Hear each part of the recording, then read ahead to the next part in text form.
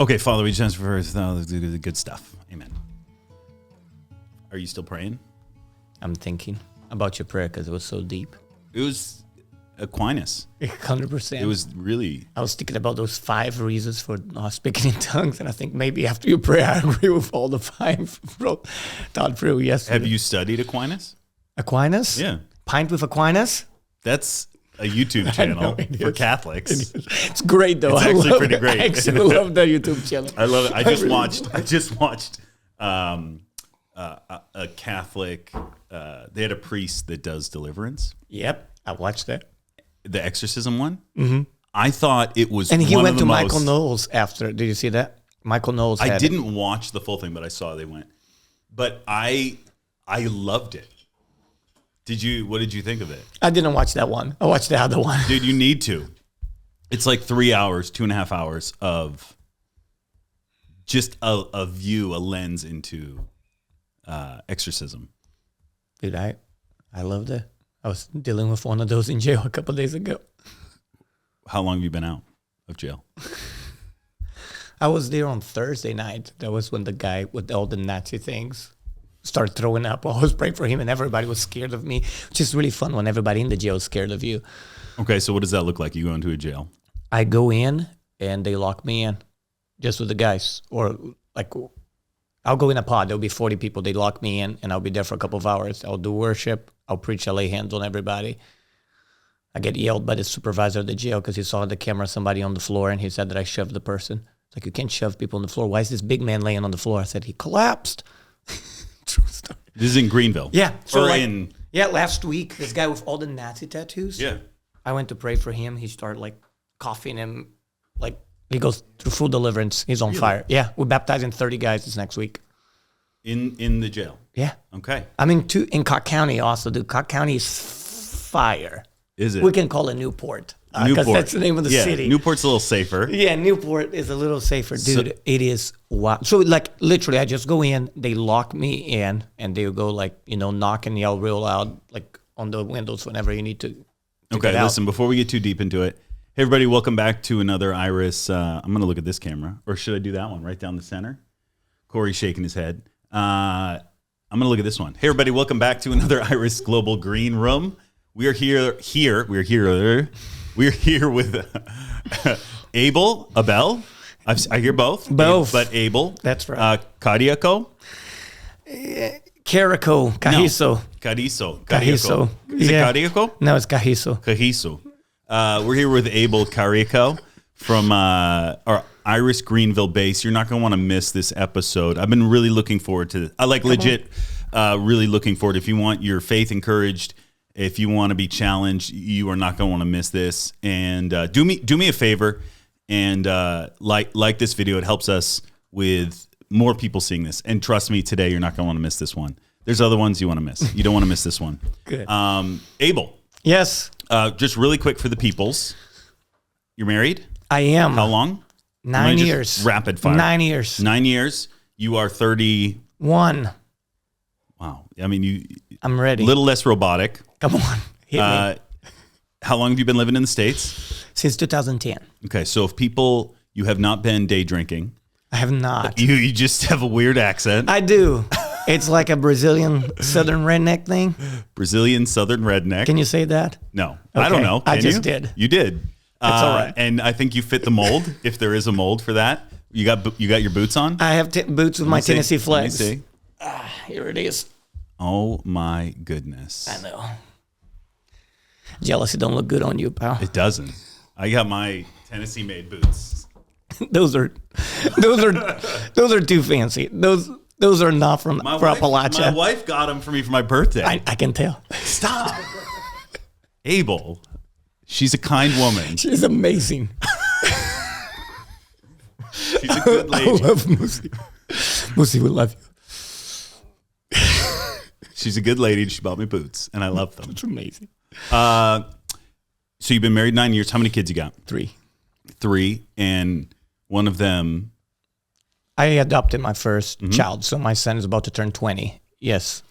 So you're 31. You got a 20-year-old. Yes. Okay. We're like 12 years apart or something like that. Great. That's interesting. Yeah, it was. It was awesome. And you live in Greenville, Tennessee. I do. You work at? I work at Wholesome Home for Children. So children's home started in 1895. Okay. Yep. But you also run Iris. It's Greenville. Yes, absolutely. So just let's give people a two-sentence overview of what Iris Greenville is.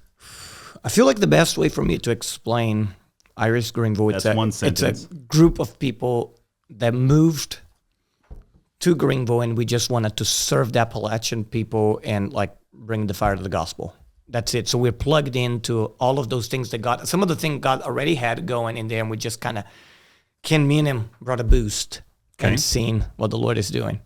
I think that's a fair overview. And so you started off working at Holston Homes, and then God moved. Yeah, so I was hired to be like the chaplain to the kids, right? So we have like 60 kids that come from like families just going through hard things in life. And my wife Nicole, she's amazing. I'm just going to throw that out there. She got hired to do all the horse therapy thing, which is not doing therapy on horses, but it's using horses for therapy with kids. Yep. And I was hired as the chaplain. And it was just supposed to do Bible study with the kids. Yep. The president there loved Jesus, so he's like, do Bible study with the kids, do a chapel on Sunday morning. And that was supposed to be like it. And then God just started moving. And now it's like a full-blown community church, and there's people from all over the world that moved there to serve with us. And now we're doing works in the jails and high school and college campus, and it's just everywhere. Wow. It's just wild right now. How many missionaries do you have right now? It's a really good question. We helped a lot of people I feel like in the first like year and a half when folks started moving around, like right after the pandemic and stuff, about that time about 50 people just like moved in. So since then there's still more. There's some folks moving in from Europe right now. There's us always people coming, and they're just serving with us. So I stopped counting. Okay, so the last time I checked, yes, and I'm not sure this is 100% accurate. Okay, it's pretty accurate. Okay, you have the largest missions base as far as missionaries serving. Oh yeah, like folks that went through like training within Iris, like in Harvest all of School. Iris. And yeah, we have more like Harvest School graduate folks serving with us, I think, than anywhere else in the world. That's what I hear. Yeah, and so people are coming in because of what God's doing. And it's really unique because you guys work, a lot of you work in Holston Homes. Yes, absolutely. But you're also just going out. Absolutely. It is both. So like out of that, there's a prayer house now in Greenville. And the thing is, you need to understand that Greenville, it's like, yes, it's a little place. It is a little place. So all of those people coming, it's just incredible. Yeah. And we run a church now called The Rock in Greenville, which is a full-blown community church. Then we started like a church plant at trailer parks, because whenever Nicole and I went to Harvest School, we went out with Iris, right? Like bush outreach. Yeah. And we wanted to stay. And the Lord said, go back to East Tennessee, which was like mind-blowing for us. So when we got back to East Tennessee, it made sense. We started working at children's homes. So we're like, okay, we're doing the thing of helping, orphans and widows in their distress. It's like, this is beautiful. And then we started praying, where's our bush? Where's our bush? Like, and if you have been to Africa, like the bush, the little villages. That's a phrase that Heidi uses. It is. Yeah. And we felt like it was like the trailer parks in the hills. Like, and we're like, we're going to go into those places. So I will go in and like rent a trailer in a trailer park and start like a home church in this spot. And then God opened the door for me to go into a jail and become the chaplain for a jail. And within a month, God opened the door to another jail. So we're like in 2 jails. And then everything, it's so hard. It's not hard to explain what's happening. It's hard to explain what is what, because Holston Home, we all running such a good partnership, so close together that it's like we all just kind of, work together and start a women's rehab now, also for women that are just struggling with drug addiction, right? So if you think about it, you have kids that have been taken away from home and put in state custody, and now I'm in the jail reaching out a lot of times, like their parents and their family members, and then folks are getting out of the jail and they're going into our 12-month rehab, getting clean, getting a job, getting not just clean in a job, like on fire for Jesus. Yeah. Like those ladies, when they're graduating, like I would entrust them to go and start a church, and like they're like incredible, like to go out and preach the gospel. And then, then you're doing well, and then guess what? You become a home that can take your kid back, or it can bring reconciliation. So it looks like a pretty incredible plan, but nobody set out to do an incredible plan. Right. We also started a man's home now to get the guys from the jail into a house, which will help them to get a job and disciple them. And so all of this holistic thing happened, but without anybody trying to make it happen. It was just like God brought the pieces together. Wow. And so you're seeing a lot. Okay. So I think in the US, Yes. You're one of the ones in Iris in the U.S. that's I feel like has seen the favor. I think like you, Kurt. I don't want to list them off, but there's a few people that are like seeing crazy favor. Yeah. And most of the time we think about internationally, right? Yes, we think about absolutely. going to Africa, going to wherever, South America. It seems like God did the opposite with you, right? Yes. Took you out of Brazil, brought you here to ignite a passion in Greenville, Tennessee. Yeah, which is just wild. And the truth is, and of course, with all fairness, I spent, this past 9 years in Greenville and I stayed there a lot, but I've seen more of the miraculous and salvations and deliverance and healings and everything like in Greenville more than I've seen anywhere else. Of course, I spent most of my time there, but it's just incredible what God is doing. It's just like wild. And it's just beautiful. The thing was, I didn't want to come back to the U.S. And I love the U.S. Clearly, I'm wearing like cowboy boots. I love the States, America. Like, I love it. Yeah. I love East Tennessee. I have become very Appalachian myself. Yeah. But I thought, I'll do some work at a children's home, and then, I'll go out some international. I'll go out to the nations or whatever. And the Lord was really clearly, and He said, I'm going to teach you how to lose your life for my name's sake in a first world country.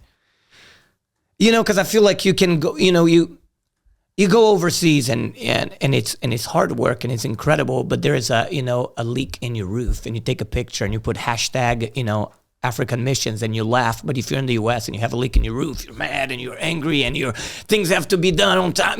People lose the heart of missions. I feel like a lot of times in the first world, it becomes like ministry, but not mission. So learning how to lose our life, give everything. So, the Lord spoke to me at that time and He was like, if you woke up in a third world country, and hear my heart, I'm from a third world country. I have plenty of missionaries, friends, they're out. I think it's incredible. I wanted to be there before the Lord did that. He told me, you would wake up every day knowing you gave up everything for me. Yeah. And He said, but what I actually want to do, it's backwards. I want you to wake up every day in a place where you have everything and you lay down everything every day for me. So I want you to not wake up in a place that you don't have anything. I want you to wake up in a place where you have everything and willingly choose to lay it down to follow me and lose your life in a first world country. So you've been doing this 9 years? Yeah, I went to Harvard School in 2013, and then we came back, and Nicole and I got married, and within a few months, we were in Greenville. So you move. Let's just walk people through a little bit of your story. So you move out to Greenville, you get a job at Holston Homes, and then which did that? Were you thinking like this is how I'm going to start a missions base? I didn't think that. For the first couple of years, I had this thing of like, hey, I'm going to come in here and learn some skills. Right. And then I'm going to go to, I don't know, Cambodia and start something. Right. But within a couple of years, I had a dream, and the Lord was pretty clear that it's like, this is where you have to stay. And then within the next couple of weeks, He just really broke my heart for the people in Appalachia. And I realized, okay, I'm called to be a lifer. I think we're actually all called to be a lifers. Yeah. I think people, I believe that there are seasons, but I believe that people, when they want to quit, they just call it a season a lot of times.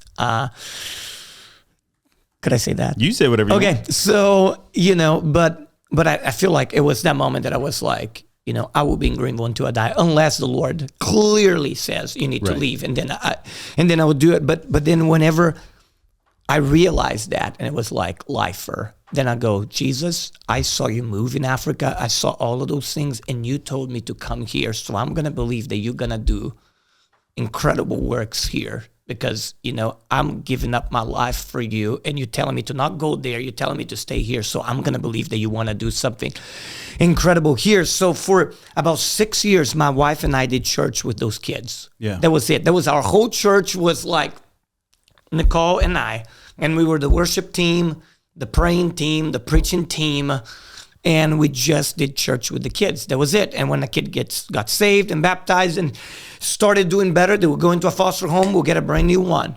So that was our church. So there was no outsiders. We didn't really go anywhere. It was every week for about 6 years in a smaller room that we had at the school there at the children's home. And we did church. And I'm not gonna lie, for the first couple of years, it was a whole bunch of. And then one day we were worshiping, and this kid got up and laid on his face on the front, and all the kids got on their faces and started crying. And since then, every time we worship, kids are on the floor, like worshiping. And these are some of the most broken kids in town. Oh, absolutely. They've been through everything, like, everything that you can imagine, like and you don't want to imagine. What are these kids going through? They, a lot of them have been addicts since they're like 6-7 years old, and maybe their parents turned them on. Some of them been trafficked. Some of them been the amount of hard things that have happened in their life. It's just insane. And a lot of them have gone through multiple homes and moved a lot because, parents are really struggling with addiction, or parents are incarcerated. And when your parents are not around a lot of times, then a lot of hard stuff can happen to you, and you can get yourself into a lot of hard stuff. So I think the easiest way I can put is they've seen it at all, and they've been through it all, and they've been through a lot. Yeah, it's just hard. So they start falling on their faces, right? Yes. And what was taking place? What was going on inside of you when you saw that for the first time? That's what the Lord wants to do, and we knew that's what the Lord wanted to do, and we're gonna cultivate a place of worship for the King. And I love singing songs at worship about the goodness of God, because when I see those kids that literally have everything wrong happen in their life, right? They've lost their loved ones. They've seen incredible abuse. They've been through a lot. When they're singing about God being good and them trusting God, it's just, I feel like it's such a special worship of people that has gone through such a hardship, declaring still that God is good. So we knew that the Lord was gonna do something, right? Yeah. And none of us knew what that something was supposed to look like. And it was just special that the Lord was touching them, and we're just so grateful. We were just so grateful. So 6 years. Yeah, that was 6 years. And you're just plowing. People are all like, "You guys gonna burn out?" Or "Where is your community?" And I believe in community. I believe in the church, but I feel like people sometimes make that into an idol. It's like the only thing I can't live without is Jesus. If the Lord asks you to go to the middle of Sudan and there's not any Christians there, then what happens? You don't have a community. You lead somebody to the Lord, they become your community, and you go from there. Like the community was like those broken kids that were starting to see Jesus. And people go, "Oh, you plugged in." I was like, we're walking in the light. We're pursuing Jesus. Since YouTube happened, all the excuses go out of the window. You can learn. What do you mean? You can just learn so much, right? You can just learn so much. I'm there in Greenville 6 years ago listening to you preach. You know what I mean? And crying and going, "Okay, Lord, I'm asking," and I'm there listening to Heidi preach, and I'm going, "Lord, I know you've done this. Can you do it again?" Like it was. We have an incredible community. We have probably the largest Irish community ever. So we love it. We're not against it. It's a beautiful thing.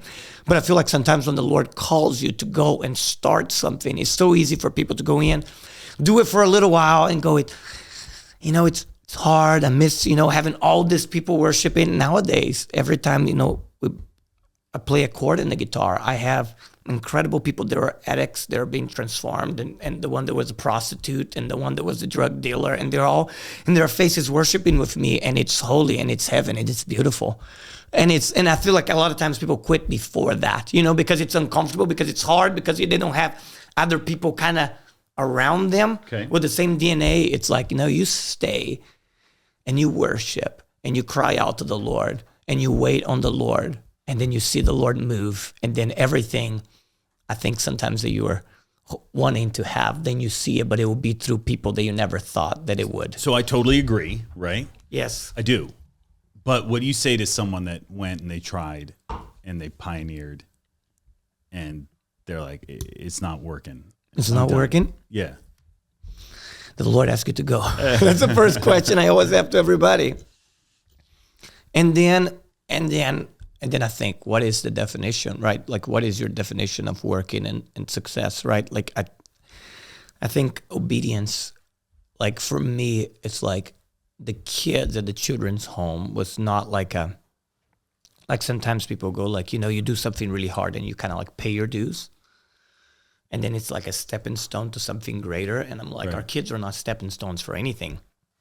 They are it. Seeing Jesus touch them, seeing the face of Jesus in them is the pinnacle, is what I'm waking up for. I'm not trying to get to this other thing. So yeah, if I spent my life there and it was just kids, then that's the question that the Lord asked me in a dream when I wanted to leave. I wanted to be there for a couple of years. And it was like, Abel, if you spent your whole life in those hills right here in Greenville so that, folks from those hills got saved, would that be worth it? And I just said, oh, you've given me Tennessee. And he goes, no, I'm asking, would it be worth it for Greenville? And I'm going, so the Tri-City area. So we're going to get Johnson City. We're going to get Bristol. He was like, no, just the folks in this little town. If you and your wife spend your whole life waking up, worshiping, working hard, preaching to just see folks in this little bitty place touched, would that be worth it? And I couldn't answer him for a while. How weird it is that I couldn't. Like, how messed up it is that I couldn't, that I wanted Why is that weird? I think it's normal. You think it's normal? I do. Okay. I think it's totally normal to go through the process.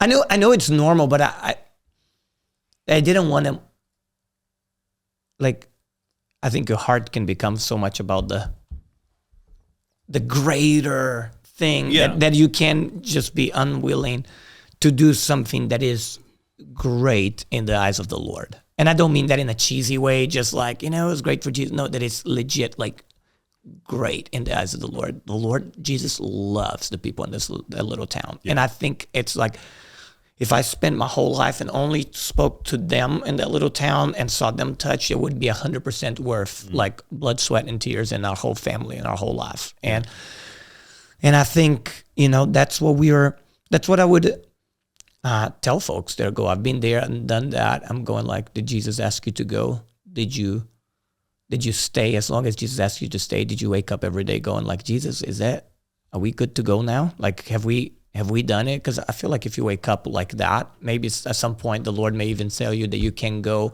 But I don't know if it's because you were ready or because you lost heart. Yeah. So what have you done to keep you and your wife? So let me just pull back. You and Nicole are fascinating on so many levels. Okay. A lot of people watching this are like, I want to do that, but my spouse isn't on board. Okay. Or I want to go, or we tried it, but we lost hope. And like legitimate reasons. Family members passed. It's hard. It's simple, but it's hard. Okay. Like, we have a lot of hard going on. Like, it's really easy to come in the podcast and I can share like 3,800. And we're going to do all those things. Like, testimonies and then like really hard things that happen in the past 2 years. You know what I mean? Just hard and hits and people that you love that died and people that you pour your life to and you saw them die and it's hard. It is. So what keeps you going? And I know the answer. I think I know the answer. What is the answer? But walk us through like when you face those hard things. Listen, we're talking to mostly a missional community 100%. Here, right? And I'm all over the place. I'm sorry. No, you're fine. Okay, hopefully people can be able to follow. It is what it is, dude. I have no agenda. Okay, we're building this airplane as we're flying. Yeah, it's all good. So, but there's a lot of people that watch this that are like, I want to go, I want to do. A lot of students, right? Absolutely. Or they had a dream when they were younger. They dipped their toe in the water. What is the difference that keeps you guys going on? Like, and I would say, like, one of the things that I've watched is your marriage. Right, so your wife is like on board. There is no you are totally unified. We are, and we had those conversations before we started, and we're going like, if we're going to really do this thing, like we only have this one life to lay it down for Jesus, only one, and if we're going to do this thing, it's going to cost us a lot. Is going to cost us, I believe, like everything. And and when you say yes to everything, you have no idea what everything is, right? Like you don't know. We didn't know, but we agreed that if we felt the Lord asked us to do something, we both knew that the Lord was asking us to do something, we could miss the Lord by just missing it. Like we didn't know that the Lord wanted us to do this, but we could never willingly miss the Lord. If we knew the Lord asked us to do something, it does not matter if I cried, she cried, we're mad, we're upset, we had made with each other an agreement that we would say yes. So it's like when the Lord asks you to adopt, right? And you were like 20, I was like 23, Nicole's 22, he was like 12. And everybody's like, you have lost your mind. Let's talk about your adoption. Okay. So, yeah, anyone that knew the story of your son's life is like, what are you doing? Yes, young 100%. Kids. Can you share any about that? Yeah, because Nicole and I, we didn't have a little babies yet. Okay. It was just Nicole and I. We were probably a year and a half married. and the Lord asked us to adopt our son. And he wasn't like a cakewalk. There are some kids that you go, man, I could take that one home. He was not one. He was, son, I love you. My son is amazing. But he was not. He was not. And he had been through a lot of hard and lived in a lot of places and a lot of hardships. And he came in our lives. And it was Nicole and I, we were like, early 20s, and so he was one of the kids from the home. Yes. Okay. Yes. And so all that story of like all the junk that happens to these kids. Yes, so it's coming to my home now. Yeah. Now you don't get to clock out and go home. You bring it home with you. It's your child now. Mm-hmm. And man, I'm gonna tell you, for anybody that is watching that done like any foster care or stuff like this, I'm going like, y'all are like veterans. Like by the time you finish, it is hard, right? Because a kid has been through all this traumatic experience and they are trying to like, you guys are going to kick me out anyway, so I'm going to reject you before you reject me and I get hurt, so I'm going to make your life misery. So in the end, I can just go, I didn't want it. It's not that they didn't want, they wanted me. I just didn't want them, right? And it becomes easier in the rejection. And the truth is, like, we had no idea what we were doing. We never had a teenager. We never had a kid at a time. And we took him in, and he came in hot. That's the easiest way I can say, and it was just hard. Can you talk about? Yes, like when people go like, I don't know, how could somebody ever put a child away? I'm going, I know how. Here it is. This is your backpack. That is a bus ticket. You have a beautiful day. I am kidding, of course. I literally give my life working with kids, but I'm just saying, when somebody is in your home and they are like explosive all the time and non-compliant, and you can't just get them to go take a shower, get to eat, every simple task ever. It's like a power struggle and a fight, and right, you can tell me what to do and this and that, and I'm mad, so I'm gonna run away and into the night, and you're like, and you're not sleeping well, you're keeping yourself calm, and that it's all this trauma and stuff, but at the same time, at some point, it started taking a toll on you, right? You can't just do anything normal anymore. It's like you go in, some friends invite you for a cookout, and and your kid's just moody, you're having a really, really hard time, and this and that, and you have to leave because it's not working out. And in the midst of that, like, it was one of those things, the Lord told us to do it. Right. That was it. So how did you hear? How did I hear? Yeah, like how do you guys practically hear something like that? Because you've said that a couple of times. Okay, so this kid comes up to me in a cafeteria, and he said, it would be really nice, Pastor Abel. And I was like, what? And he was like, if you took me home and you were my dad and Miss Nicole was my mom. And I was like, I'm here the whole time. Who's going to take care of you at home? That just wouldn't work. Skirt. Yeah. And I got home. And late at the night, I told Nicole that we were just like laying in bed trying to fall asleep, and I tell her that, and she gets really quiet. And if you know me, I have 2 speeds, and it's on and off. Yeah. So I've never really seen the off, but it's when I'm asleep. Okay. So that's why I haven't seen it. When I lay down, it's like gone in 60 seconds. Tonight, when you're sleeping, I'm just gonna walk. You're just gonna wake up. I'll just be watching. Watching me. Yeah, I want to see what it looks But you have to do that before like 4:50, because that's when I wake up. So you're gonna have to. Weird.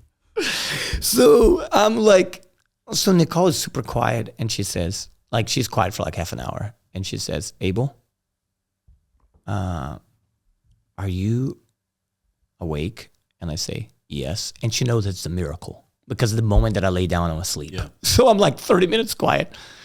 And she goes, I think the Lord may be in that. And I go, let's go to sleep. So we go to sleep.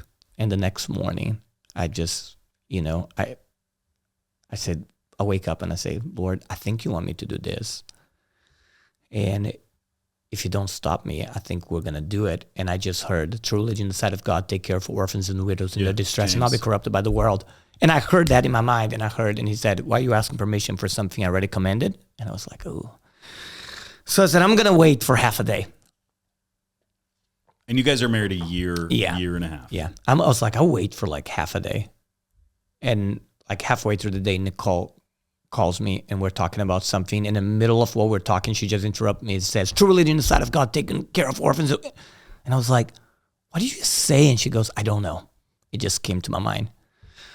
And I said, we're supposed to do that. She says, yeah, I know we're supposed to do that. So we started the journey and we took him in. And I'm going to tell you something. It was the hardest thing that I had ever done. The most incredible thing I had ever done. Like, my son is incredible. He's like, he's a miracle. And I'm not saying this in a podcast. Everybody that comes to visit and meets my son, they go, that's not your son. They're like, that can't be this kid with this story and this past and this thing. And like, he is amazing. And he's flipping hilarious. He's so funny, dude. He has such a good sense of humor. He's incredible. And the thing is, it's not because we were the greatest parents ever. It's because he was like touched, like the Lord did a miracle. The Lord did a miracle in his heart, in his mind. And it was like, in understanding, like being adopted into the family of Christ, like after seeing him, it was, I understood it so much better. It was like, we literally became, like he has zero doubt that I'm his dad. Right. And Nicole is his mom. And I forget he's adopted most of the days. And he goes, I never think I'm adopted. I go, because I don't think it either. And it was a miracle. But one thing we did do, we did not quit when it got really hard. Because we heard somebody saying, if you don't quit, you win. And we believed that. It was a different lady, like out in Africa somewhere. It's Heidi. It's one of the things that we say in Iris. If you don't quit, you win. You don't quit, you win. And we prayed a lot. And we just were like, we are in this thing. Like for better or for worse, there is no turning back. We are doing this thing. And we got to see the Lord doing it. And he's such a joy.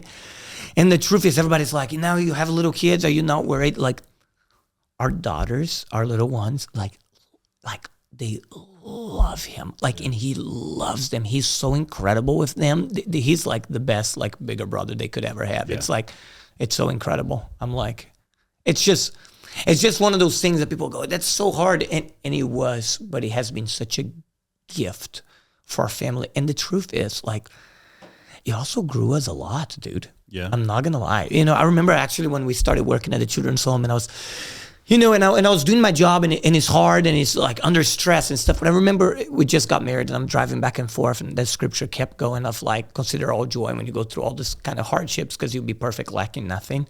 And I remember just started telling the Lord, like, I want to lack nothing. I want to grow on this, Lord. And I was like, and I'm not trying to say like, hey, I want just terrible things. Like, not that at all. But I was just like, whatever you have that is going to make us grow, just let it rip. Yeah. Just pull the Band-Aid, let go. And then within a month, he gave us a son. And the truth is, I felt like Nicole and I like grew 20 years in two. Yeah. And not just it's like in our marriage also. We had to like learn how to be a unified parent, how to do those things, And then whenever we're going to have babies and everybody's like, that is just so hard. You guys going to see? And we're like, that's the easy. That is so easy. This baby does not even talk back or anything. It just needs some milk. It does not slam doors. Look at this baby. It was actually, but I think the Lord used it really to just kind of like grow us. And then levels of hard became like, something that would be like super hard for us before. After we went through that, like our level of crisis, when people are like, it's a crisis. We were like, this is not a crisis. So we actually really did help. So this is There's something in the background as you've been talking, and it's a phrase that we have. Okay. It's called, we say it all the time, we're called but not qualified, right? And I think Yes. you guys, you're called, but Yes. you've also grown in education. Talk about that. Yeah, absolutely. It's Like your wife has a degree, or she's, we're both, like currently graduating or finishing school and stuff like that with like master's level, and we felt like the Lord asked us to do it. And the truth is, I want to like be specific, like the children's home that we came to join, they were doing already really incredible work with children for a long time. They were really good at working with kids. I feel like we just came in and lit a fire on the things of the Lord. Does that make sense? Which that combo now became like, everybody can see the works there. That's like, it's this incredible combo of people that actually really knew what to do when they were working with troubled youth. And then if these kids catch on fire with the Lord also. So I feel like my wife and I came with this, but we also learned so much from the children's home. We didn't know, and we came willing to learn. One of the things I want to tell people, it's like the Lord asked us to honor the place when we came in. Like, we never had worked with kids that had gone to trauma. We just came in actually to learn in the beginning. We came in to serve. We came in to work extra shifts and long hours and work. People think that I popped in one day and I said 3 prayers and, 2 people fell on the ground crying, and that was we just worked, and it got to know us of people that like, you guys really have a heart for those kids. You guys work hard. You guys are not afraid to get dirty. And we honor them in the midst of that. And I think that's what the Lord used for them to be like, share more of this fire that you guys carry. And then seeing that coming into that. So yeah, we learned a lot. We studied a lot. Hours and hours and hours and hours and hours. And then I felt like the Lord asked me to go through like seminary, and I went through. I just graduated. My wife is in grad school. We take that serious too. But you guys also grow, and I think a lot of missionaries, they go and they think that they have it, right? Or they're like, I'm going to learn, the culture, right? Yeah. But I've watched you guys grow in trauma care, trauma counseling. Yeah, we want to. It's like all of it. We want to grow in everything that the Lord has for us, right? I think one of the things the missionaries do sometimes, it's like, I feel like sometimes we can have, people have the big vision, which is great, but at the same time, I feel like they act on a really small time frame on their mind. And I'll give you an example. People like worship. We want great worship. And because we don't have great like worship leaders, then we're missing. So we're waiting for the Lord to send a worship leader. Right. And I'm going, when you are a lifer and you live life like that and you don't have great worship, you buy a guitar and you start worshiping and you sound terrible for 2 years. And in 10 years, you have incredible worship. Yeah. Right. I feel like that's a little bit how Nicole and I were like, we came in, we were willing to do it, and we were willing to learn from people that done it for a long time and better than us.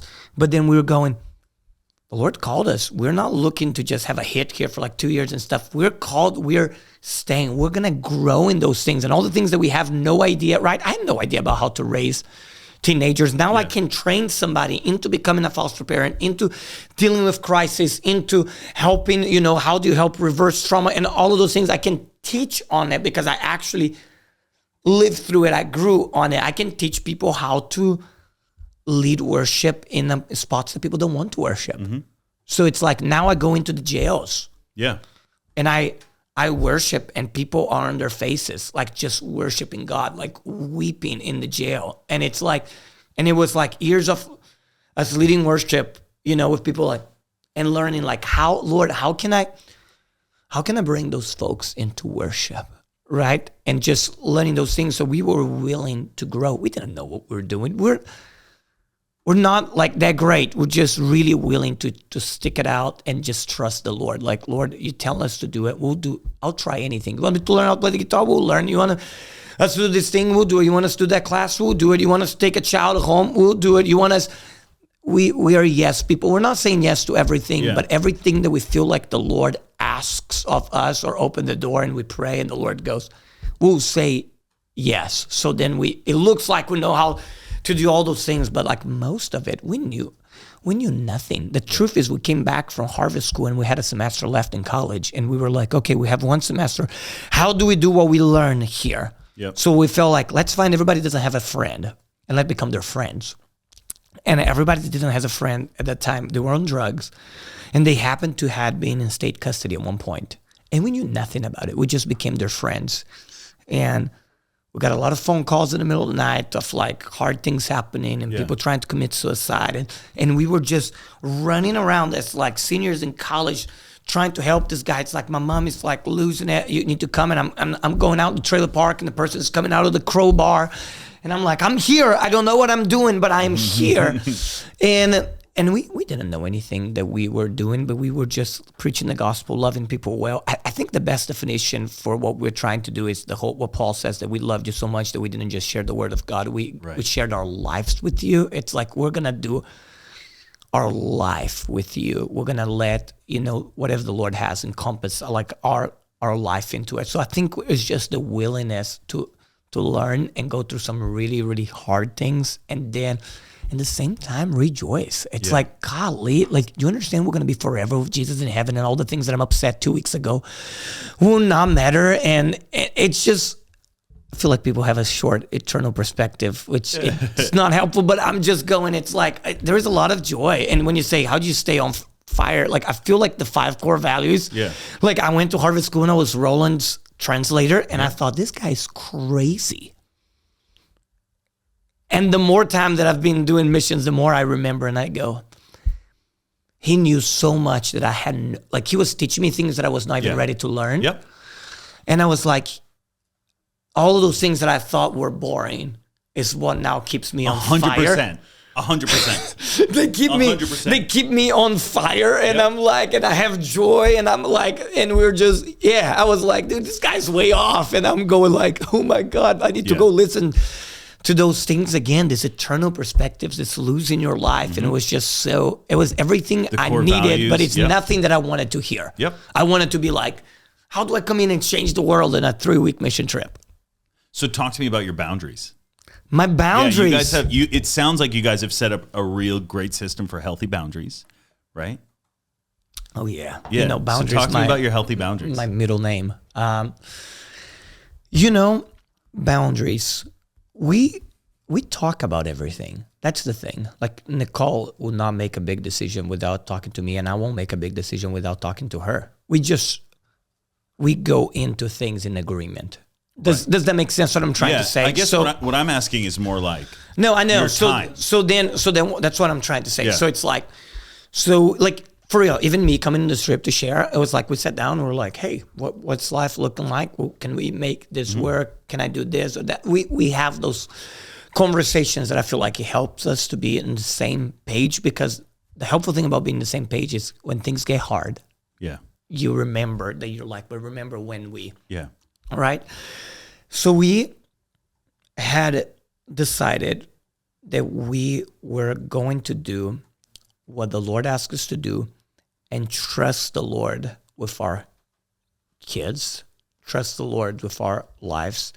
And we are like, we need to see each other. We need the time that we have together to have quality. I feel like a lot of times people are like, quantity, like, just stay together. And I'm going, we try to be intentional that it's like the times that we are like together. Like, most of the time, like, I don't travel much, and I'm like home a lot. And even though I'm like going from one jail to the other jail, and the calls running from this to that, and then I'm going to the children's home, then I'm preaching. Like, sometimes I'm doing like 5 services a day, and all within the little town, right? Yeah. Just in different locations within the jail and stuff like that. That when we get home, that we sit down, that we have dinner together, that we can say no, like, we can't go to everything, and we can't make it to everything, and we just need to be together. So we do those things, and we realize that it's like that it takes it a miracle to do well. So we try to be intentional. If I say that we figured out the formula, I would say that I'm lying.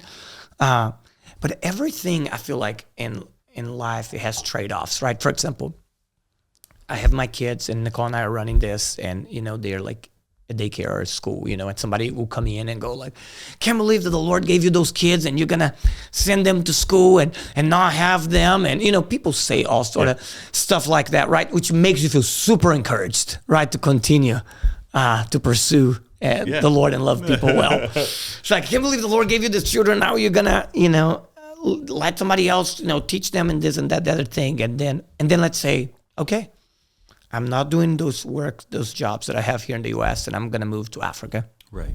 And I'm going to homeschool my children. And there would be somebody that goes, I can't believe you take your child somewhere that you don't have good medical care. Right. Everything is going to be like a trade-off, right? Everybody has opinions. Everybody has their opinions. And Nicole and I, we just keep praying and going like, okay, Lord, in this season right now, this change, this grew, this thing, what do we have to readjust? What do we have? What nights do we block off for just to be as a home? When do we have to go away as a family? Like we try to sit down and talk through things, and in the same time, through those hard things, right, of making decisions for your kids, for your marriage, for your life, we just go. My wife was homeschooled. I was not, and the Lord kept me as I was in high school in Brazil, and which I saw a lot, but it was almost like the Lord blinded me to it. And it was insane. I stopped to think about it, and I remember walking into high school and people were being shooting heroin in their veins, in my class. And never once I thought, that's a great idea. It was just and it was not because I was walking super close to the Lord. Right. It was almost like I was blinded. Once that I left it, I was like, whoa. And it was the mercy of God in my life. And I'm going Lord, you have asked us to be here. So if with the time that we have right now, our kids to have to go to school, I am going to trust your mercy over their lives. If the time that you're giving us is, those evenings a week that we're together, God, then I'm going to trust that we're going to be intentional during this time, but that your mercy is going to cover us and multiply this time. So we're really intentional going, you're asking us to do this. Those are the things that we're doing. And now we're going to trust that in the midst of that you do something miraculous, that you keep my children, that you transform them, that you grow me, that you grow my wife, that you grow our marriage, that you know what I mean? Even though it looks unorthodox, but the truth is I've seen plenty of people, and I think you've probably seen too, people, they're I'm just going to quit everything so I can just have time with my family because, ministry is eating up, and then they go home and everything falls apart. And it's and I think the obedience of I want to be balanced. We listen to each other. We put boundaries and go no, we need to be by ourselves right now. We need to let's turn off our phones. Let's just be with each other. It's important, but it's but I think, it's hard to write a book on boundaries to say, hey, you guys follow this. It's what is the Lord asking of you? Rest is part of it. Yeah. But I do think that there is a difference between self-care and self-absorption. What's the difference? I think a lot of people fall. This is my theory. Do you want to hear it? Give it to us. It's probably okay. Here we go. Somebody that is leading a major ministry, it's going around in life 150 miles per hour. Yeah. Just, they crash and burn. And they write a book and they go, slow down. So now they're driving around 90 miles per hour. Okay. The average, I'm going to say millennial because I'm one, is driving around the ministry about 40 miles per hour off the gate. Give it to me. And then they read a book about slowing down, and they get so scared. They go, ooh. Yeah. And now they're 20 miles per hour. They are so afraid of burning. Now they're not even burning. You have to burn first before you can actually burn out, right? So it's so they become so scared. I feel people are just so terrified. That's all. I meet people, they talk to me for 5 minutes and they go, what do you do to not burn out? And I'm you just met me for 5 minutes. I'm okay. I'm happy. My wife's happy. My children are happy. We're still happy missionaries. We're okay. And I feel sometimes people become a little self-absorbed and it becomes all about them. And people are I've had people go you're running so fast. I feel like you're trying to lose your life. And I'm going, I am, because if I lose my life, I gain it. It's on purpose. Are you trying to keep yours? People do not like those answers, but well, hold on. Actually, I think a lot of people love those answers you think because so? It's what's inside of them, right?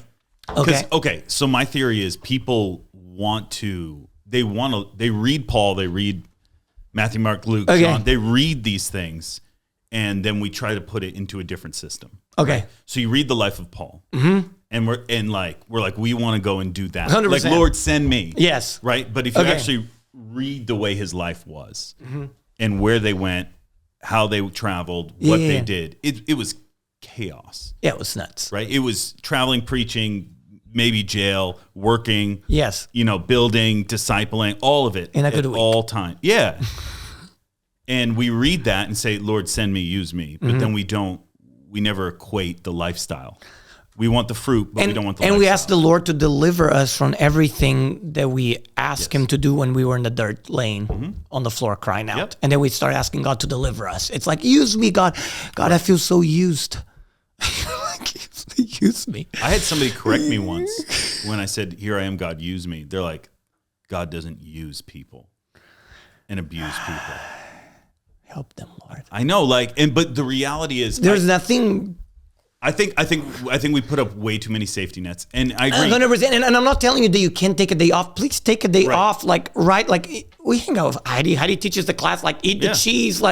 It is okay. Like my kids, right? Because of our lifestyle, there's things that are hard, and there's also perks, right? They get to meet some incredible people. They get to have more aunties and uncles than anybody, and they love it. So there is this beauty, and I don't feel guilty if I go relax for a couple of days or whatever. But I feel like a lot of times it's like, and I'm not picking on the people that wrote the book. I think they did a great thing. They go, do not run 150 miles per hour. It's going to wreck your life. It's great.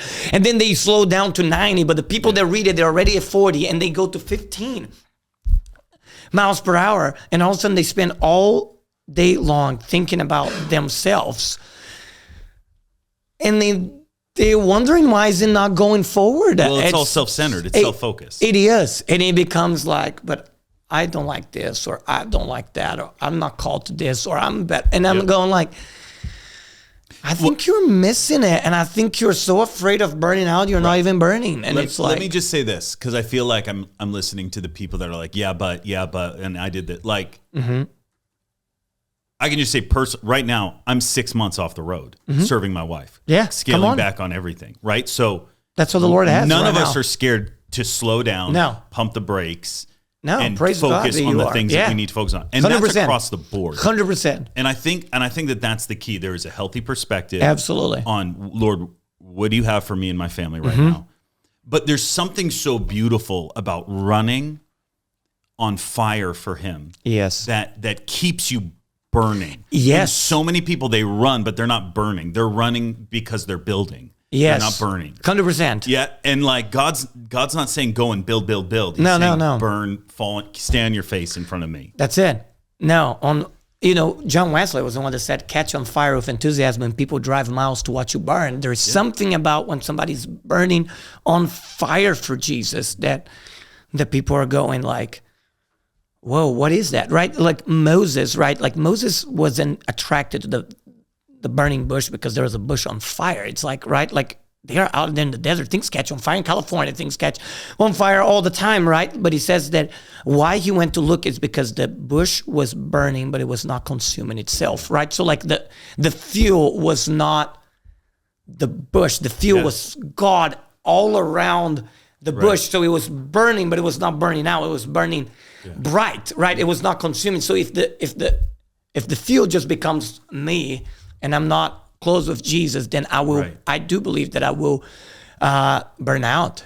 But I do think there's so many scriptures that are do not grow weary of doing good because you reap a harvest. If you don't give up, that means if I do give up, I don't get to reap the harvest that I was going to.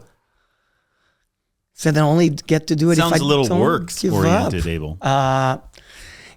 There was a guy once that said something about if you put your hand to the plow, that you shouldn't look back. And I just think he was right. Let's go.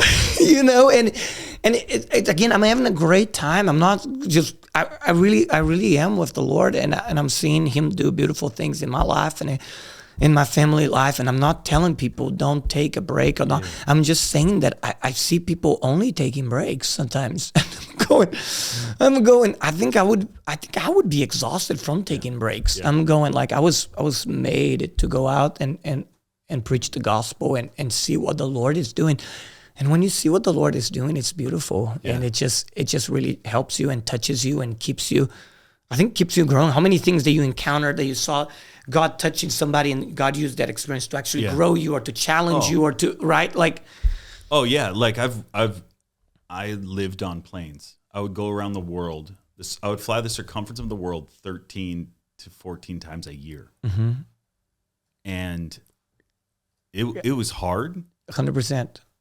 But I saw God do some of the most amazing things. Beautiful. And as I look back and we're in a more calm state right now. Yeah. Dude, I there's a part of me that misses it, right? I don't, but I'm not, I'm not like looking back and being like, woe is me, but there is a place now. Let me just ask you a question. So there is a part of this, because I know that making statements like that offends people, which is fine. If you're offended, we're not saying we're right. I don't mean to, or I do.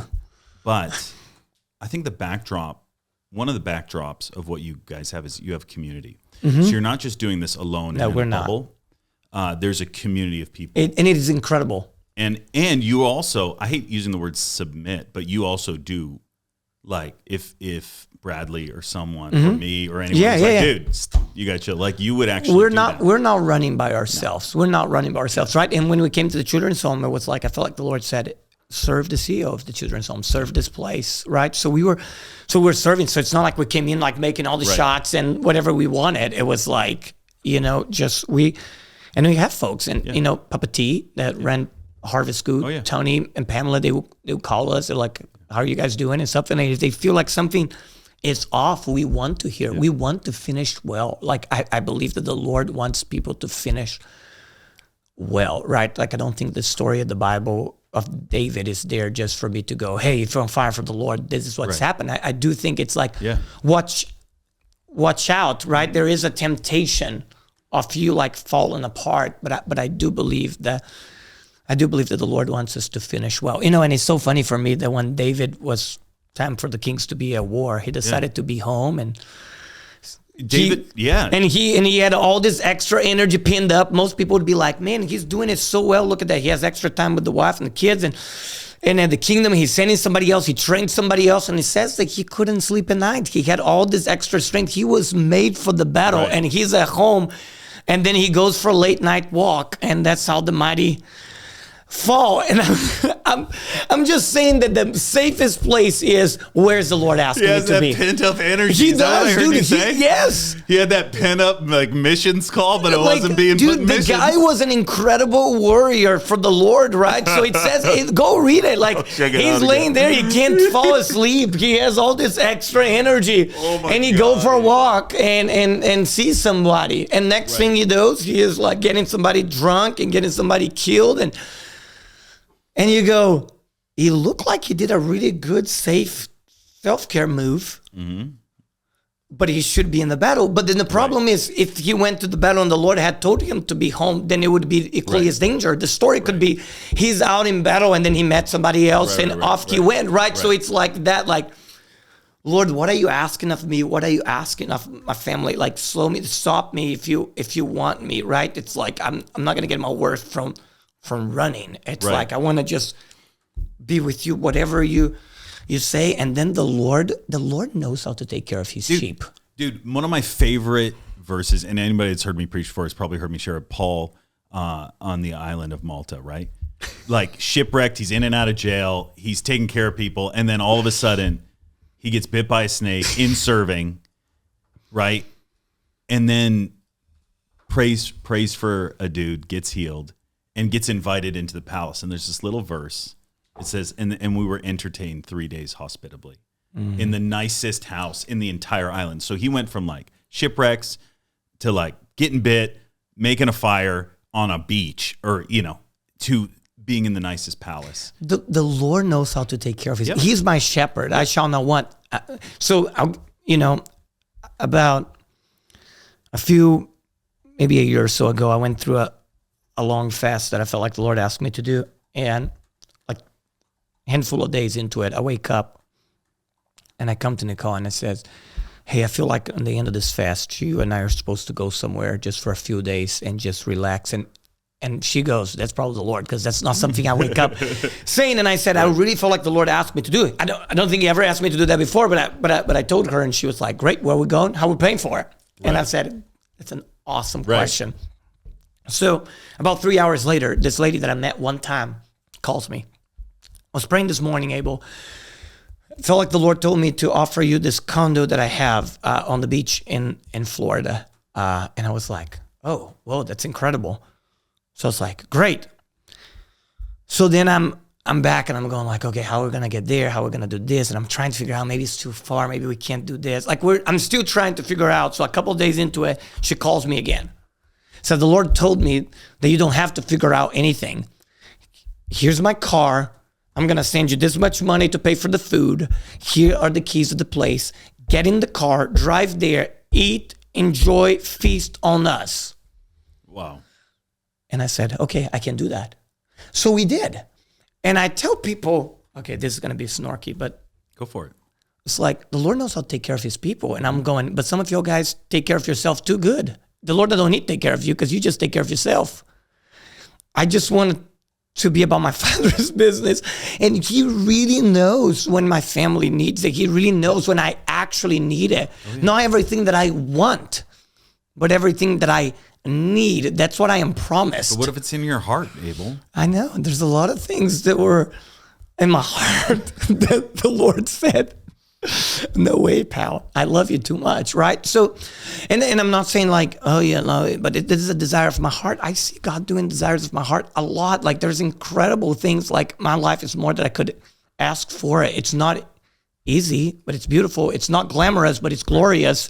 But I'm going like, the Lord knows how to take care of his people. And I'm not saying that the Lord can't give you the means. Sometimes you give the means and you take care of it, but it's always following the Lord. Like, when do you want me to run? When do you want me to stop? Right. What is the rhythm of your heart right now? What are you doing in this year? What are you doing next year, right? It can be different. It's like, I'm not running with a rule and just running with that. It's going like, Lord, what is it? Make it clear. That's the thing that we ask, like, make it clear, because we don't want to miss you. So if you make it clear, we will do it. And I just think most people are like, no, it's just wise. And I'm going, okay. How many buildings have you been given? Oh my Lord. So it's like, I have a prayer house that's an incredible miracle that was just like the Lord. And then we have this home to transition men out of the jail, which was like, the Lord told us to buy it. We didn't have the money to buy it. And within a few months, we were given, 2 people called, and the Lord said, but you can't fundraise. 2 different people called and said, hey, the Lord told me to give you the money. And I got it, and I paid for it. And then a month later, somebody else called and says, the Lord had told me to give you the money. And I said, too late, somebody else already gave it. They're like, we'll send it either way. It was just wild. And then our church right now, of course, it belongs to the children's home, but it was like they just built us this incredible, beautiful facility and handed the keys. And it was like, and we were not trying to church plant. We were trying to they were just moving the kids from one building to the other. And then the community showed up, and then all of those people that are coming out of jail started showing up. And now it's like a packed sanctuary that we're like, oh my gosh, we're like, we need to find out something to do with the little kids. We have a whole church now. It's been wild. And it's been the same thing with my house. It was like just miraculous things. It's like, I come from Brazil. I didn't even have a credit score. I was like a ghost. And the guy that owned the house just came up to me and go, I'll sell it to you straight. And you just pay me every month like you're renting. And I'm like, how much interest? 0%. Just like, somebody that I just met, didn't ask for it. Like, it's crazy. Like, and I'm, so you go, you're a prosperity person. I'm like, me, prosperity gospel person? Not at all. But the Lord does know what I need for what he calls me to do. Right. So it's like cars, like people just call like, hey, the Lord told me to give you a car. And here, the car I'm driving outside is like, praise God. And he just was like, just keep running. Yeah. And what you need for what I'm calling you to do, I will provide. Yeah. And we get to have a lot of fun in the midst of it. And it's like, and now we're like doing worship, recording worship and jail and rehab and church, and it's just beautiful, and we love it, and it's the Lord, and we get to be part of it, and we get to see people like touched, and we get to lay hands on somebody and then hear that they went out to do methamphetamine again, but they couldn't get high after we lay hands on them, so they're back and now they're getting discipled. Like we get to be sitting there and and hear for somebody getting up that got healed of cancer, and we get to see those things, and then seeing the Lord using folks to go out and do the same. And like our folks from Appalachia, like just seeing them like catching on fire. They are hardworking, they're beautiful people, and once they catch on fire, they're like unstoppable. Yeah. They're gonna be an incredible army for the Lord, and it's just an honor that we get to like be part of it. So how many churches have you planted? So we started our church that started in the children's home, and it grew into a large-ish church now, and then we have it's funny. I think it's like all for me, like depends of what I look like, right? Because we started that one, and then we have the church in the trailer park, and then I'm running full-blown church services in all the different, me and another guy in different pods on the jail. So it's like I have hundreds and hundreds of inmates. So it's like I will go in on a Thursday morning, and I will go into a cell of about 30, 40 guys, and I will lead worship and just see. It's like, I'm not gonna lie, it's like it's like heaven when those men or those women worship, and they just like on the floor and they're worshiping, and then I will preach the gospel, and I will preach a hard message, which is a miracle that people don't punch me in the face instead. It's just like a hard message. You are in sin, you're supposed to be out preaching the gospel. I'm a foreign here because you're not doing what the Lord has called you guys to do it.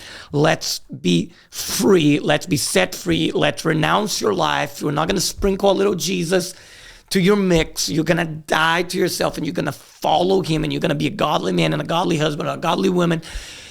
And we see God touch them, and then I lay hands on them and pray and see what God does. What have you seen?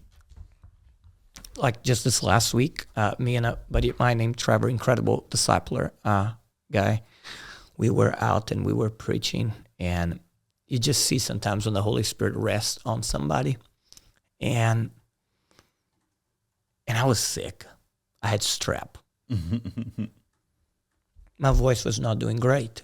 So then the question went, Lord, do you want me to stay home because my voice is not doing good and I don't feel well? Or do you want me to go today? And the thing is, you have to be okay with whatever the Lord says. I have to be okay with either or. I'm not asking him, wanting him to say one thing or the other. I'm going. And I felt like he said, go tonight. And I was like, okay. So I'm going, my throat's kind of killing me. And I am preaching.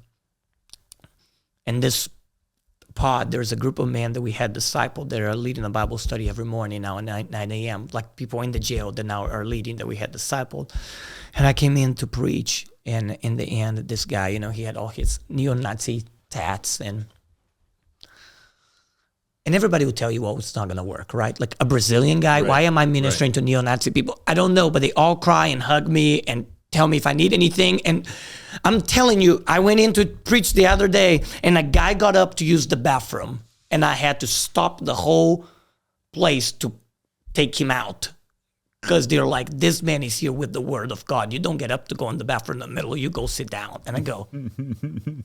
Like the other day I went in to preach, and this guy literally during worship wiggled out of his wheelchair into his bed so he could give me his wheelchair so I could sit and teach them. Abel. It's just incredible. It's like one of the first times I came in, and I came in and I said, Lord, what do I do? And he said, kneel down. Show that you don't have a problem being here. Nothing is dirty. And I just knelt down and worshiping. And when I opened my eyes in the end of worship, they had found a bucket. And they had flipped it upside down and taken all of the clothes that it was washed, their stripes that were clean, Yeah. and they had folded and put it on top of each other so I could sit on them and teach them the gospel. Like honor like that. Like, yes, there is hardship, but some of the honor, the way that we get to be honored, just like the donkey that got to walk down and he's stepping on those coats and everybody's cheering. He knows it's not for him. He's just carrying Jesus, but the amount of honor, right? And we're still talking about this donkey 2,000 years later. Right, he was being in so many movies, so many church plays. They all have to have a donkey, an honor. It's like the honor that we get sometimes for carrying the king, and it's not for us; it's for Jesus. But we get to be part of it. It's just incredible. So this guy's getting touched, the neo-Nazi tattoo guy, and I just lay hands on him, and he started like manifesting a demon and started like throwing up, and all of the guys are like freaked out and he just gets delivered and he's weeping.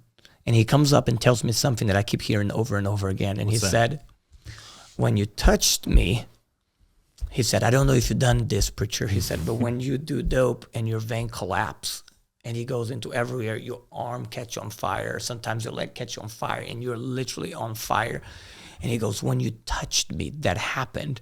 And I'm still on fire. And it happened so many times now. They will go in and we'll lay hands. And those, man, they were, incredible addiction. They have a touch from the Lord and they are on fire and they don't know what's happening. They're shaking and they're crying and they're repenting and they are starting to follow Jesus. And people go, but what good does that? I said, I don't know, but if they start living holy and following Jesus after it, I guess something good does come from that, right? Who's saying what good does? Like, what good does that people do? that are like, that's weird, you know what I mean? And I'm going like, when God touches you, right? If I got hit by a lightning bolt, I probably wouldn't look normal. And it's like I've seen God just, touch people, heal people, set them free from demons, like we're just seeing. And then hunger, people hungry. I walk in, people are sitting there reading the word. They're memorizing scripture. They have like verses everywhere, like on their cell that they're writing down. And I'm going, this is the gospel.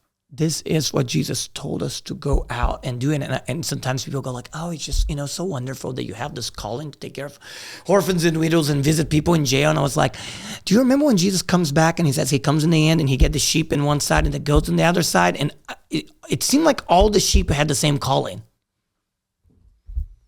Talk about it. Take care of orphans and widows in their distress, not be corrupted by the world, to live in holiness, to go out, preach the gospel, to visit people in jail, to feed the hungry. Like, all while preaching the gospel. I'm not talking about we just do good and we hope that people catch it. No, we go in, I bring people food and I preach the gospel. I come in the jail, I preach the gospel, right? All of it, because if I just give people food and don't share the gospel, it's like I just took care of them and then off they go lost, right? So it's just good works. I think we are all called to it. No, I'm not saying that you're all called to go work at a children's home. Don't be extreme, but I'm just saying as a lifestyle, all the people that I'm hanging around are people that everybody should be hanging around some way, somehow. The lost, the broken, the poor, the needy. Go to the least, right? It's like you never get to a point that you just like in an ivory tower and you never go around neediness and brokenness and hardness, right? So I'm going like, and of course they can look different in different places if the Lord called you to Bel Air or whatever, but I bet if you're there on fire, you're going to find a lot of people on drugs and needing deliverance and I do think, and it's part of our core values, right? Is we seek revival amongst the poor. Yep. Right, and there is a key, and we can say, "Oh, well, they have to be poor in spirit or poor in, they could be the wealthiest person." 100%. I totally get it. I get it too, and I would agree. See them lost, and 100%. But there is something about going to those who are at the end, right? They are the poor, the sick, the needy, the broken. And do they know you? Do they know who you are in that community? Do you know your neighbor? I remember Harvest School was incredible for me. One of the most helpful people that came and taught at my Harvest School was Amy Lancaster. We Will Go Ministries. You can check it out. And in Jackson, Mississippi. Yeah, I remember Miss Amy going, "Does the drug dealers in your town have your phone number?" Yeah. And I was sitting there going, "No, but that's on my list now." I'm going like, do you know the broken? Do you hear the gunshots and do you run towards it or you run away from it? And my whole life I've been trained, I grew up in Brazil. It's a violent place. It's like you run away from it. You run away from hardship. You want to run away from ugliness. And the Lord is like, run towards and see what I do. See what I do. And she was so challenging. And I was like, I've been trying to really just protect my life. And I realized that I was not supposed to. Now, I'm not trying to go out and, here, let me go get killed today. That's bogus. That's silly, right? Like some people are okay with dying for Jesus, but not living for Jesus. He's asking me to live for him, and I'm giving my life. But it's like for years before, we had our church and all thing, I just would, every time I drove by somebody on the side of the road and I would see them like with, and I knew they just got out of jail because they're carrying a bag or they're on meth or something. I would ask the Lord, should I pick them up? And I would just pick them up. And people would always be like, people later on would be like, but what if they, what if they kill you? And I'm going, what if they get saved? Like, what if they steal your car? What if they get home and don't beat their wives because they heard the gospel? What if they stab you? And I'm going, I don't want to be stabbed. I have kids. I have a great life. I said, but me getting stabbed, showing up to heaven today to meet my Savior that was stabbed for me, and I have a stab for him. He has a stab for me. Don't cry for me. Golly, what a beautiful day. What would you say to the person's like, yeah, but your wife and your kids. I understand. You were foolish. You shouldn't have done that. Absolutely. My wife and my kids belong to the Lord more than they belong to me. And he's a better father and he's a better husband. And I don't want to be like, I love my children. I don't do anything for my children. But the greatest thing that I can leave for my children is an example of obedience to God. And I think the greatest thing my wife can leave to our children is it's a picture of obedience and surrender to God. I think that's the greatest thing. I agree. The Lord will take, and I trust, like, I don't want to be unaware, right? Jesus, whenever he talks about, he said, I don't want you to be unaware. There will be persecutions and this and that. And then he goes, but don't fear man that can kill the body, but fear God. So he wants you to be aware, but not be afraid. And there is a difference between being aware and being afraid of it. Like, I am aware, but then I'm asking, Lord, would you like me? And can I tell you something? I remember one time driving through somebody, and they didn't even look that bad on meth that day. And I said, Lord, should I pick them up? And I just had that strong feeling, no. And I was like, I don't want to be in disobedience. I'm not going to, right? It's not it, but I have to trust that my Heavenly Father knows how to parent my children better than me. And they know how to take care of my wife, and he knows how to take care of me. He's incredible. So I think obedience, right, is the key. Obedience is the key. Jesus tell the disciples, go to every nation. Absolutely. And then they're on the way to Asia, and the Holy Spirit says, don't go there, right? That's it. So they can go everywhere, but you need to be obedient to hear his voice. Absolutely. And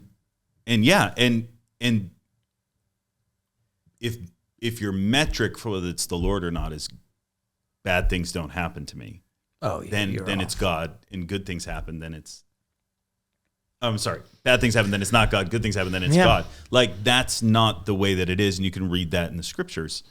Look at what the disciples I used to spend a lot of time trying to figure out what wasn't God, what was this, what's that. The truth is, nowadays, sometimes I don't even care some of it, and not it's like God's telling me to do something, but I'm just going, this hard thing happened. How I'm going, because I can't lose, because he will turn anything for my good. So it's like, there's one option, or it's God, or is he turning something for my good? Right. And I realize when I'm just grateful and I trust him in the process, then I can't lose. I'm telling you, it's much easier for you to go out there when you know that you can't lose, right? It's like me going to the jail the first day, and like the first day I walk in, this guy start cussing and going like, this place is gonna mess you up, And I just said, what are you guys gonna do? Kill me? Send me to heaven? I was like, that's a day. And people are like, you're weird. So they came out to here, and I'm going like, or the Lord's gonna do something, or whatever the enemy's trying to do. When I trust him, he will use all things for my good. So I can't lose. Not because I'm amazing, because he's amazing. Like, I went in to get a flight one time, and I showed up, and this lady said, sorry, you can't get in your flight. And I said, my flight's right there. And it's like, it's 20 minutes before like the flight. And I said, your sign, she had a little sign right there that said, you must be here 15 minutes before the flight. And I was 20 minutes before the flight. And I said, your sign says 15 minutes. I'm here 20, my flight's right there. She literally grabbed the sign and said, that sign's not for you. And then walked away. And I didn't get on the flight. So me and my buddy are waiting for the next flight. We're going out to lead worship in Colorado for something, for a ministry. And you can just be mad. Right. Was this the devil because we're going to go and God, I don't know. I just know that I sit down there and this guy says, hey, where are you guys going? Me and my buddy, we both have guitars, and we said Colorado, and he go, right on. And I was like, no, we're not doing what you think we're doing. Right. He was like, what's up? And we start sharing with him. He shares with us. He is like an addict. He is like really struggling. He's trying to go back home. Somebody had just robbed him. This crazy story. We lay hands on him. He gives his life to Jesus. He's weeping. And I'm going, I can just go and sit down on the waiting room and just be angry for an hour and a half trying to figure out what it is. And then at the end of the day, some people say, it was God because you're going to lead the guy to the Lord. And some people go, no, it was the devil because you guys going to go to the other place and lead people to the Lord. I'm going, I can't understand everything. And the Bible sometimes doesn't make everything so clear. Mm. And I just go, I'm just supposed to, right, give thanks in all situations, right? Right. And serve the Lord. So in the end of the day, you can argue with me that it was the devil. And if it was the devil trying to butcher the plant, we still got to the place. The people there still got saved. And this guy got saved. So he shot himself in the foot because I'm obedient to Jesus. I'm following him. He's going to turn around for my good. And then if it was the Lord, then why am I going to go yell at the lady that hid the sign and was being like super not helpful? Right. If the Lord wanted me to stay there so his son could be born again. Like when you are with Jesus, you can't lose. Was it the lawyer in the parable of the Good Samaritan? There's a phrase that says, and the lawyer asked, well, he asked Jesus this question, and it says, and he was wanting to justify himself. Mm-hmm. Who is my neighbor? Right? He was trying to get out of it. He was trying to figure it all out. And that's when Jesus goes in the parable of the Good Samaritan, right? And he goes, everybody, basically, or the sick, needy, and the broken. And I always found that funny. Not funny, it's beautiful, right? What are we trying to justify, right? What are we trying to justify in our lives to pull us away from doing the thing that Jesus has called us to do? And it could be, I should have got on that flight, or whatever it is. Yeah. Name it. But there's a beautiful thing. I think you and your wife are walking in it. It's just the beautiful walk with the Lord. And it doesn't have to be pretty. It doesn't have to make sense. And we don't know what we're doing 95% of the time. I had no idea what to do when I got into a jail. Yeah. I was like... Yeah. But you're there. And but I'm there. God's moving. Yes. And I just think, it's one of our, I think going back to Rollin and our core values, right? The joy of the Lord is our strength. It's not optional. Right. It's not an option. It is not an option. And it's a gift, right? Because if the joy of the Lord is your strength and you don't have any joy, then you're weak. Talk about it. Like if the joy of the Lord is my strength, I don't have any joy, then I'm weak. And I'm just going from bummer to bummer and just like, everything. I'm going like, do you trust him? Mm-hmm. Is he good? Does he have good plans? Does he know what he's doing? How much do you actually know about anything? Like, that's a microphone. If I ask you what brand that is, sure, you're gonna tell me sure. Yeah. You may tell me how much it cost. Oh, 100%. But you can't. but I bet you can't tell me about all the wiring inside. No. And I bet you can't tell me where part of this metal came from and where did they collect the minerals to do and the Lord knows all of that, right? It's like I take a guitar to do worship in the jail. Right. And it's like, I know there is a guitar. I know that there is 6 string. I know how to play the guitar. I'm feeling pretty good about this. I know where the guitar came from. But the Lord knows the seed that fell in the ground that became a tree that somebody was going to chop to make the guitar so that I could be playing and somebody could be delivered. Mm. I'm just saying that is how much he knows just about a seed. Right. How much does he know about everything? And I just realized that he knows a lot. Yeah. And I'm diligently, in the scriptures, right? I have a master's degree in theology. Like I love the word. I live it in the word. I got it, sola scriptura. Awesome. I want to know everything that the Lord has revealed. in scriptures, but I'm just saying, like, he just knows so much. He knows the end from the beginning. He knows what he's doing. He knows the plan. He knows all the things. So I just learned how to trust him.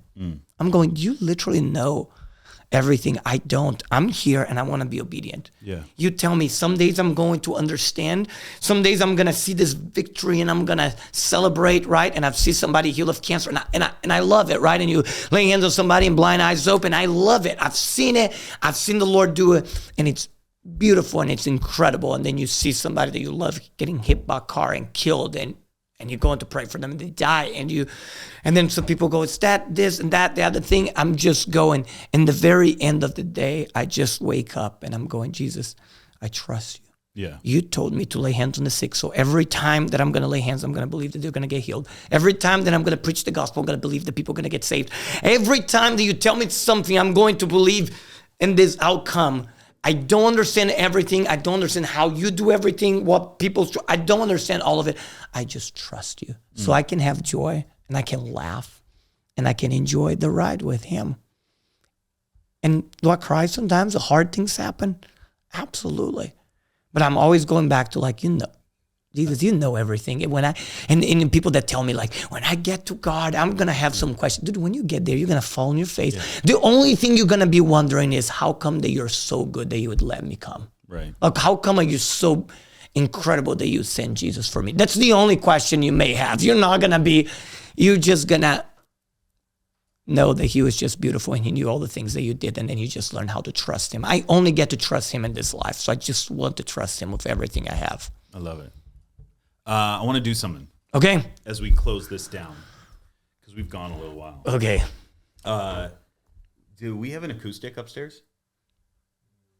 I do. You do? You want to grab it? Where, it's in your room? Yeah, I'll grab it. No, stay here. Hank, or someone will go grab it. After I just started beating my strep throat. Yeah. Well, it's gonna sound amazing. There's something. There's a lot that's going on in Greenville. Mm-hmm. There's a lot that's going on in your base. One of the things is you guys have been putting out worship. Yes. So you're talking about. I know you've mentioned worship and going into the prisons. You've put out your first album. We put out this first little EP, Out of Obedience. Mm-hmm. Literally, the Lord was like, I want you to write worship music with some sounds of Appalachia. And I literally said, Lord, this sounds like a terrible plan. Like, I'm from Brazil. Yeah. And he said, do it. And within a couple of days, this guy called Graciano calls me. And he goes, hey, I feel like I'm supposed to help you. And I was like, who are you? And he's like, I'm from Brazil. I said, what do you do? He's like, some music production. I was like, of course you do. So we literally start working over WhatsApp and doing the songs, and we record it. And I put it out of obedience. I was like, okay, Lord, you told me to do it. I did it. I'm done. And then somebody messages me on Instagram and says, like, hey, one of your songs, whatever, was like my favorite in years, like worship songs in years. So I was like, who is that? So I click it and I go, you produce like 4 Bethel albums and John Mark McMillan, everybody that I like. And I was like, and you like one of those songs? What's going on? So he messages me and he goes, I feel like the Lord wants us to work together. And I was like, what in the world? And I'm like, he's from like the West Coast. And I was like, how is that going to happen? And he goes, and the Lord just told me 6 months ago to move 15 minutes from you. So he just lives down the street. So twice a week we work now. Thanks, you. Hank. Can I tell you something funny on this guitar? You tell me whatever you want. When I went to Harvest School, the Lord told me to give my guitar away. Okay. And I was completely okay with giving my guitar to a Mozambican. And then the Lord told me to give my guitar to this kid that from like North Carolina. Okay. That looked like, I don't know, a High School Musical character. In the sweetest way possible. If you're listening to that, you're an amazing man of God. And I was like, I was not okay with that. And the Lord was like, do it. So I gave my guitar away. The day I gave my guitar away, I like wrote a song or whatever. Like I wrote a worship song. That's 10 years ago. Okay. So I started working with this guy now named Gabriel Wilson. And he was like, come on in. Let's see what we're going to be working on today. And I said, I have this song. And he was like, okay, pick up a guitar. So I pick up this guitar in his studio. And he said, what is it?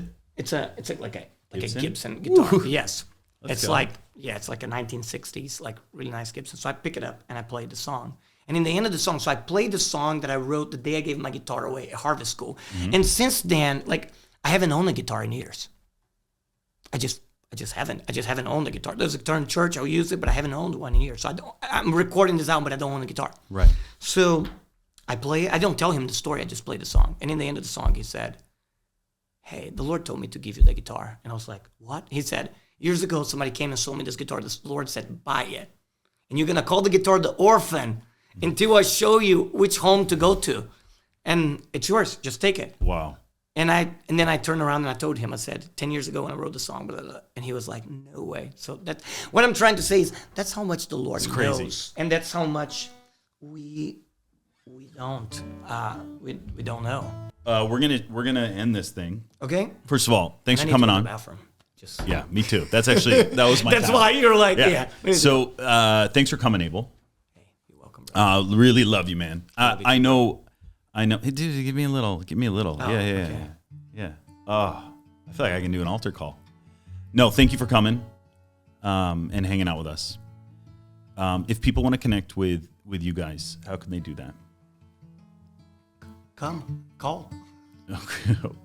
How would they find? How do they find it? Can I put like an email address under the on the description of this video? Yeah. What is the email address? They can just email me at abelcarrico@irisglobal.org. Okay, Abel Carrico. Spell that. A-B? A-B-E-L, like in the Bible. Yeah. C-A-R-R-I-C-O. At? Iris Global, not ISIS Global. Two different. .org. .org. Okay, there you go. You got it. And we'll stick it down in the description as well. So you have an album, Mountain People Worship? Yeah. Yep. So then we have... And it's on Spotify, Apple Music. It is. So actually, we have a couple more songs coming out by the end of the month. But this project that I'm working with Gabriel, which is just like all those songs that I'm writing for folks to worship at the children's home, at the jail, at the rehab. Yep. We're starting to release those in May. And we're going to release probably a song a month for the next 12 months or something. Okay. So it all starts in May. We'll go for it. I'm going to let you take it out. I'm going to step aside.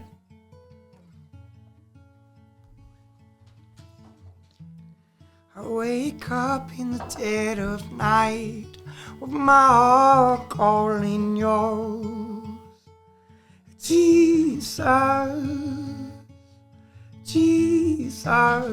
oh, I lie wide awake in bed with my heart beating out of my chest. Jesus, my heart wants you.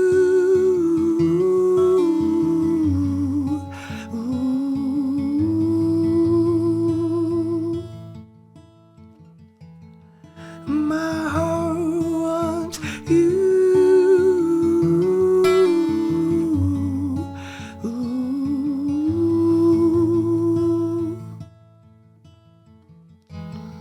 I wake up in the dead of night with my heart calling yours. Jesus, oh, I lie wide awake in bed with my heart beating out of my chest. Jesus, my heart wants you.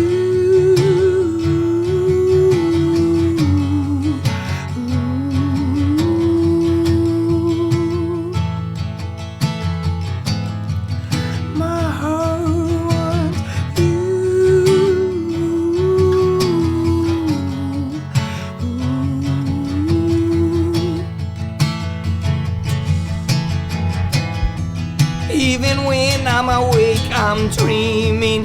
Even in my silence, I'm singing. Oh, Jesus, Even in my trials, I'm praising. Even through my fires, I'm gazing at Jesus, Jesus, my